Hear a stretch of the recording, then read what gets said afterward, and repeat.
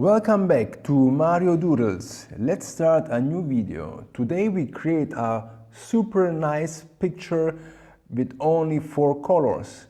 It will be a very rainy, moody day over there in this picture where a little man is standing there under the rain holding an umbrella. Poor guy. Let's start this video now. First of all, I choose a background color. You saw it before. It's a medium dark gray color, and after that I create simply a new layer, because more layer you create, more options you have later to move around all the single elements. So that's something very important. Don't make everything on just one layer, because otherwise later maybe you have problems to move in other locations all the elements. Now let's make the umbrella. You see, it's a very simple shape. I make it with the contour tool. The contour tool, as you know already from my previous videos, is a very helpful tool because you just draw the silhouette and automatically the contour tool will color everything inside. After this, after you made the umbrella, you go to make the person who is holding the umbrella. I make it again on a new layer because, as I told you before, in this way we can move it around. You see, I'm not drawing it very close to the umbrella, so that I have enough space and freedom to draw everything. Now, I'm blocking out the main shape of the person. I'm drawing it a little bit larger because since it's rainy, probably it's cold outside, so he has a jacket, and that makes the person looking a bit more larger, let's say. A little head, like in the 80s or in the 70s. Here we go.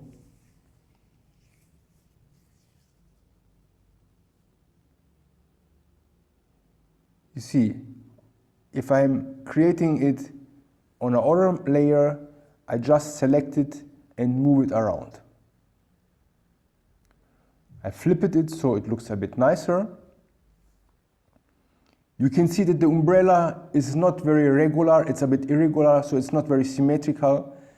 I don't like to use the symmetry tool too often because it looks a bit artificial otherwise. But in this way it looks simply more artistic. When something looks more artistic, automatically it looks also a bit more interesting. Because many times perfection looks a little bit boring. If you like to combine 2 images on 2 different layers, you select the layer that you do not like to merge, you hide it, and then you merge everything which is visible. This will merge and fuse together everything, so that now the person and the umbrella are just one sprite or one object. I'm drawing the tree with the contour tool. You see many branches which are going in many different directions.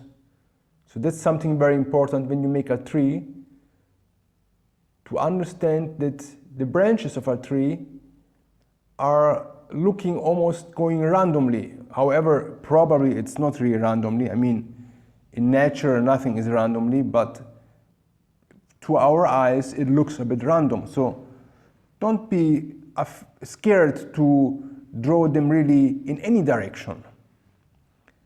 Remember that from bigger branches later they are popping out smaller and thinner branches. So that's basically a little bit the main rule. So first larger and then smaller as thickness.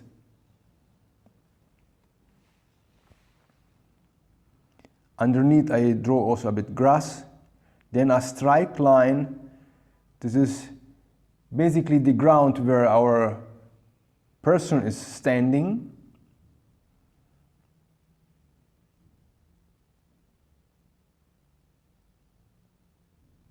There are so many nice tools over there, so sometimes you do not know what to use. They are very similar. You can see now I use the symmetry tool because now I go to make a lamp. These lamps that you see on street.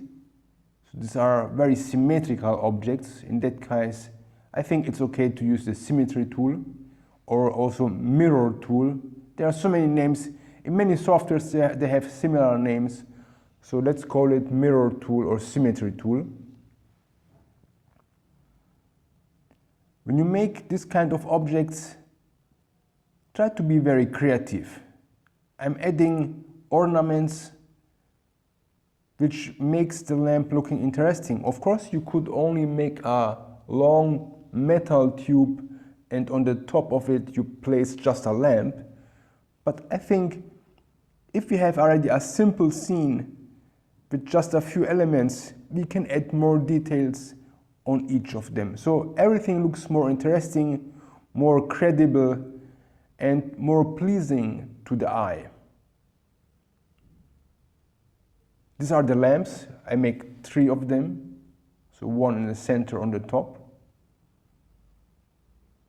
Or do you know what? Let's keep only 2, and the top one is a piece of metal which is holding everything. Why not?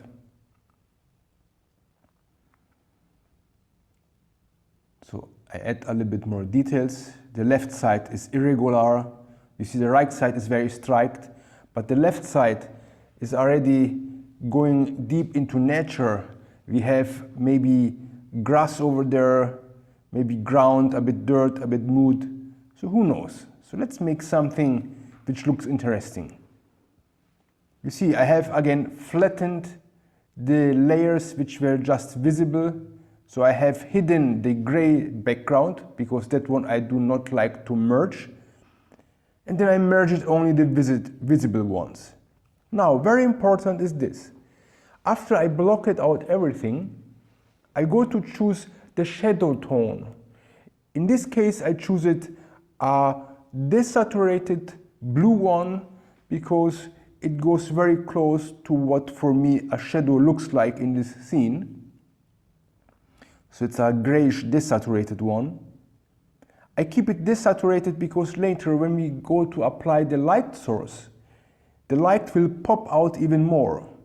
If you would use now a saturated blue one, the effect is not the same, so it would look a bit too brilliant. I like to avoid this. So I go to add a bit shadow everywhere where I think it should stay. Sometimes thinner, sometimes thicker. This depends from the shapes that we have over there.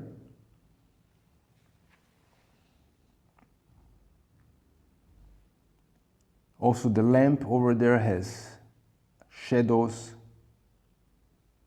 Remember that the light source is coming from the right side. This means that the shadow is on the opposite side.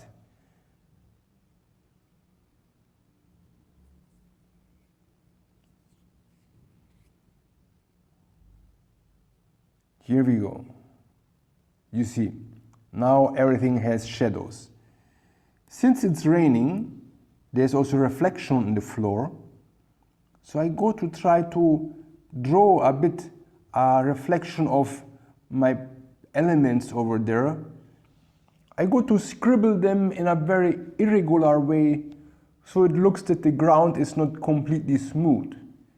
Of course, if you make it perfectly regular, it would look like a mirror, and in this case it's wrong. Of course, streets are not completely smooth, but there are irregular parts. I use the spray tool to create the leaves using a spray tool that has the pixel size number 3. You can see these are little crosses. This allows me to give the impression that the leaves are not too tiny. You could also go to a smaller pixel size, but in my opinion, many times it's simply too small, so it looks like little sparkles or little water drops at the end. Now, the fun part is coming. This is the moment I was waiting for, because this means that it's almost finished. Whenever I go to draw the highlights, which is the last part in my doodles, it means that, wow, I'm almost done. I love this part because then you see how everything is popping out. It's amazing. Now I go to try to imagine where the light sources are coming from, and according to this, I go to draw here and there little yellow shapes. Also the reflection, let's not forget it.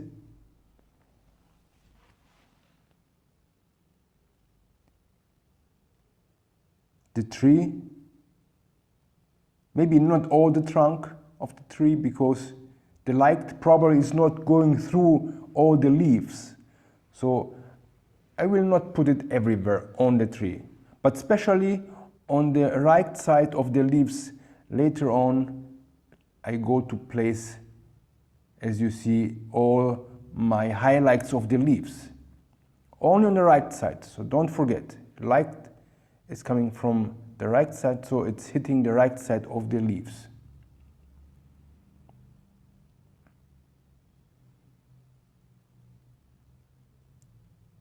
Of course, when it's raining, you see the raindrops falling from the sky.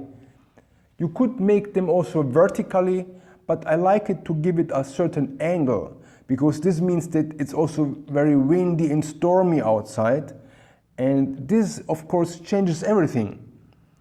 If it's coming just from above in a very vertical way, maybe it's not a cold and windy day, but this is a cold and windy day. That's why there's a certain velocity, a certain speed of the wind, which brings all these raindrops to a certain angle. The nice thing is this, you can just copy it. So you just make a mask and move it around.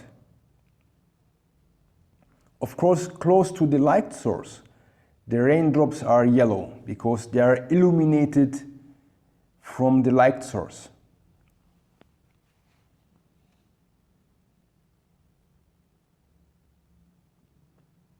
I go to add also a little bit of shadow on the leaves. You could also leave it without shadow, but I think it makes everything looking a little bit more interesting.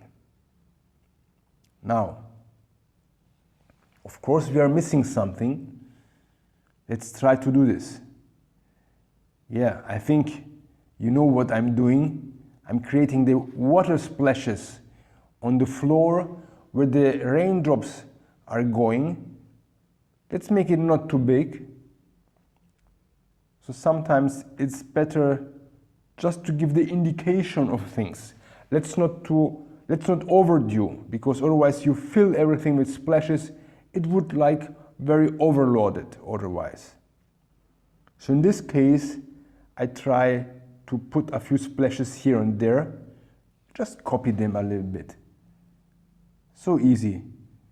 So pixel art is great because you can make it very quickly and you don't need to have too many details. And still it looks really amazing. So I love this one here. It's such a nice picture. And I'm so sorry for this poor guy standing there. He looks so funny, standing in the rain, maybe waiting for the bus, who knows. Let's put a few splashes and the drops of water coming down from the leaves. Try always to imagine the entire scene like really being there.